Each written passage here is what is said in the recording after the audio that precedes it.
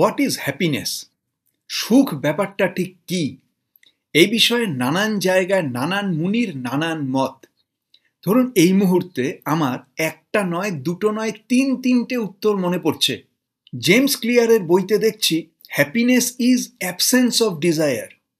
আবার সিঙ্গাপুরে গিয়ে টনি রবিন্সের ওয়ার্কশপে শুনেছি প্রগ্রেস ইজ হ্যাপিনেস।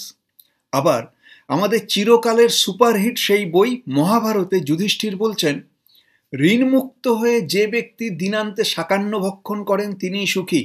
আপনি অন্য আরও কিছু পড়ে বা শুনে থাকতে পারেন। আমি আমার জীবনের অভিজ্ঞতা থেকে দেখেছি যে এই তিনটেই জীবনের এক এক সময় এক এক রকমভাবে সত্যি বলে, বেশি সত্যি বলে মনে হয়। যখন প্রবল উৎসাহ নিয়ে কিছু একটা করার জন্য এগোচ্ছি তখন মনে হয় তাই তো, প্রগ্রেস ইজ হ্যাপিনেস, নিরন্তর প্রগতি করে চলাই জীবন। আবার যখন জীবনের কাছে মার খেতে খেতে দেওয়ালে পিঠ ঠেকে যায় তখন মনে হয় না বাবা, ঋণমুক্ত হয়ে দিনান্তে সাকান্ন ভক্ষণ করাই আসল সুখ। আবার উঠে দাঁড়াই, আবারও সেই প্রগ্রেস ইজ হ্যাপিনেসের দিকে সাহস করে এগোতে থাকি। এই চক্রটা ক্রমাগত ঘুরে ঘুরে চলতে থাকে। এখনো অবধি happiness is the absence of desire এই পর্যন্ত পৌঁছতে পারিনি। কোনোদিন হয়তো পৌঁছে যাব। তা আপনি নিজে এখন জীবনের ঠিক কোন পর্যায়ে আছেন? আপনার কাছে এখন হ্যাপিনেসটা ঠিক কি সেটা কমেন্টে লিখুন, আমরা সবাই পড়ি। টনি রবিন্স কিংবা যুধিষ্ঠির কি বলেছেন, কেন বলেছেন তার বিস্তারিত আলোচনায় যাওয়ার আগে জানিয়ে রাখি, আমার নাম প্রবীর চ্যাটার্জি। আমি মিড লাইফ ট্রান্সফরমেশন কোচ। 40 পেরোনো পুরুষদের ভালো ভাবা, ভালো বলা আর ভালো দেখানো শিখিয়ে তাদের জীবন বদলাতে সাহায্য করাই আমার কাজ। এই কাজের ভিডিও পোস্ট করছি প্রত্যেক সপ্তাহে। এখনও না করে থাকলে এখনই আমার এই চ্যানেল সাবস্ক্রাইব করুন আর এই ভিডিওটাকে শেয়ার করতে ভুলবেন না। আপনার কোন বন্ধুর প্রয়োজন হতে পারে? তাহলে দুটো কাজ রইল আপনার, সাবস্ক্রাইব আর শেয়ার।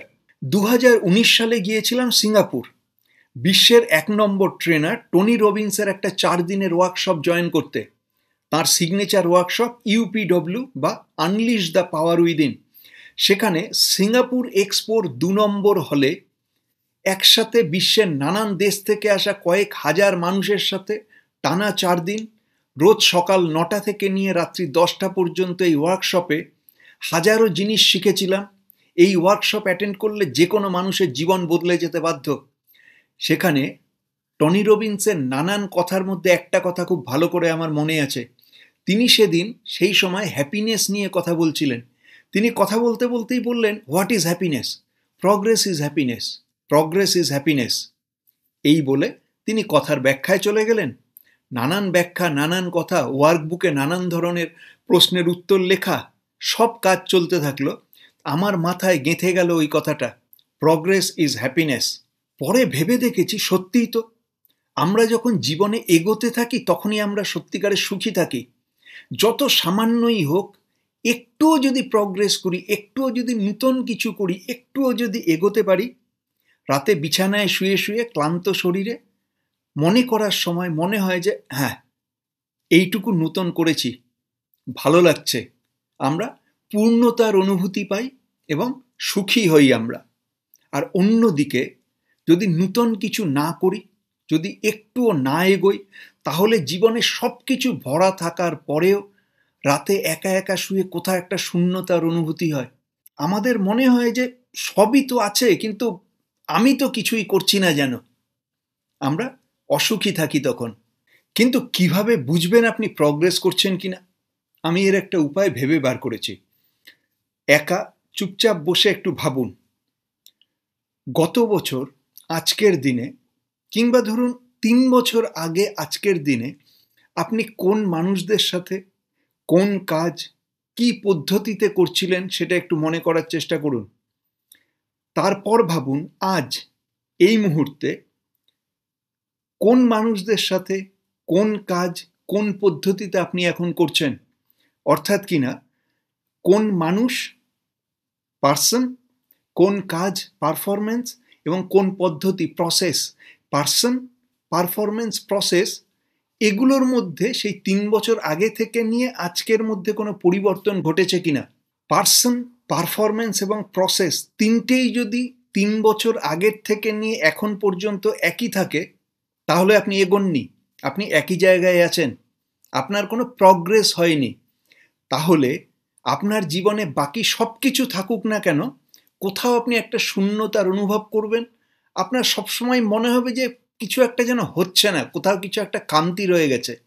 আর এই পার্সন, প্রসেস এবং পারফরমেন্স, এই তিনটের মধ্যে কোনো একটাতেও যদি আপনি উন্নতি করেন, ধরুন আগে যে ধরনের মানুষদের সাথে কাজ করছিলেন তার থেকে একটু উন্নত মানুষদের সাথে আপনি কাজ করছেন, আগে যে কাজ করছিলেন তার থেকে একটু ভালো কাজ আপনি করছেন, অথবা একই কাজ আগে যে প্রসেসে, যে পদ্ধতিতে করছিলেন তার থেকে আরো ভালো স্মার্ট কোনো পদ্ধতিতে আপনি করছেন, এই তিনটের মধ্যে কোনো একটার খানিকটা উন্নতি হওয়া মানে আপনার প্রগতি হয়েছে, একটু ভালো হয়েছে।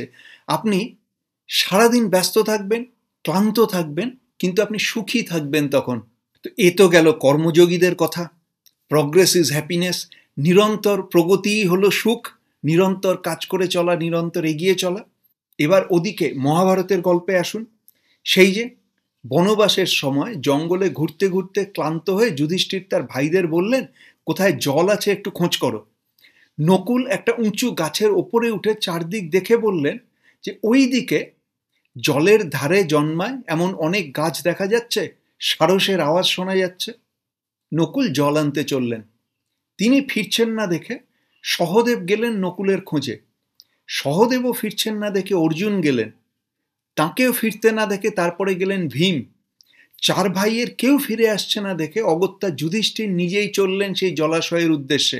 গিয়ে দেখলেন জলের ধারে তার সেই চার ভাই, চার বীর পাণ্ডব মূর্ছিত অচেতন অবস্থায় পড়ে রয়েছেন। দেখে মনে হচ্ছে যেন তারা মারাই গিয়েছেন। যুধিষ্ঠির একটু এগোতেই জলার ধার থেকে বকরূপী যক্ষ বলে উঠল, আমি এই জলাশয়ের মালিক, আমার প্রশ্নের উত্তর না দিয়ে এখান থেকে কেউ জল খেতে পারে না। তোমার চার ভাই আমার প্রশ্নের উত্তর না দিয়ে জল খেতে এসেছিল, আমি তাদের এই অবস্থা করেছি। তোমাকেও এখান থেকে জল খেতে হলে আমার প্রশ্নের উত্তর দিতে হবে।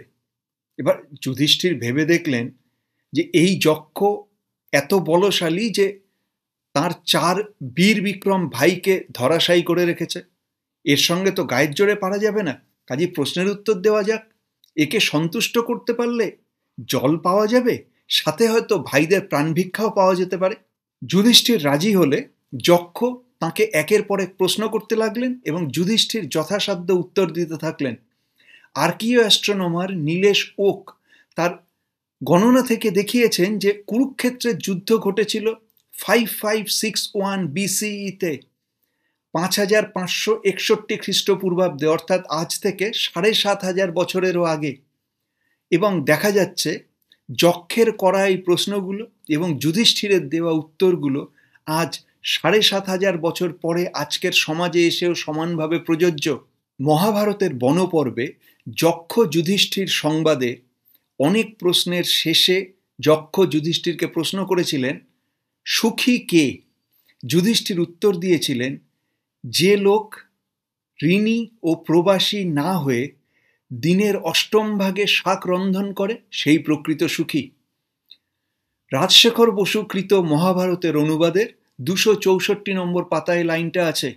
ভাবুন একবার, আজকের এই ইএমআই সংকুল জীবনে আপনাকে যদি এই টেনশন না রাখতে হতো যে কবে ইএমআই হিট করবে, ব্যাংকে ঠিকঠাক ব্যালেন্স আছে তো, যদি ইএমআই এর টেনশন না থাকতো, আপনি রাতে একটু নিশ্চিন্তে ঘুমোতেন কিনা, সারাদিন বোঝামুক্ত মনে ঘুরে বেড়াতেন কিনা, তবে কিনা হয় এটা নয় ওটা কেন, হয় প্রগ্রেস ইজ হ্যাপিনেস, নয়তো ঋণমুক্ত হয়ে সাকান্ন খাওয়া, যে কোনো একটা কেন, দুটোই নয় কেন? ঋণও থাকবে না, আবার নিজের পছন্দের উন্নতির কাজও করব। যদি দুটোই করতে পারতাম তাহলে জীবনটা কেমন হতো? কমেন্টে লিখুন, আমরা সবাই পড়ি। আর হ্যাঁ, জীবন সম্বন্ধে আরও জানতে আমার অন্য চ্যানেল মহাভারতের কথায় আসুন। প্রত্যেক সপ্তাহে মহাভারতের একটা করে গল্প পোস্ট করছি আমি, শুধুই অডিও, কাজ করতে করতে শুনুন। আর এই ভিডিওটা শেয়ার করতে ভুলবেন না যেন। আগামী সপ্তাহে দেখা হচ্ছে তাহলে।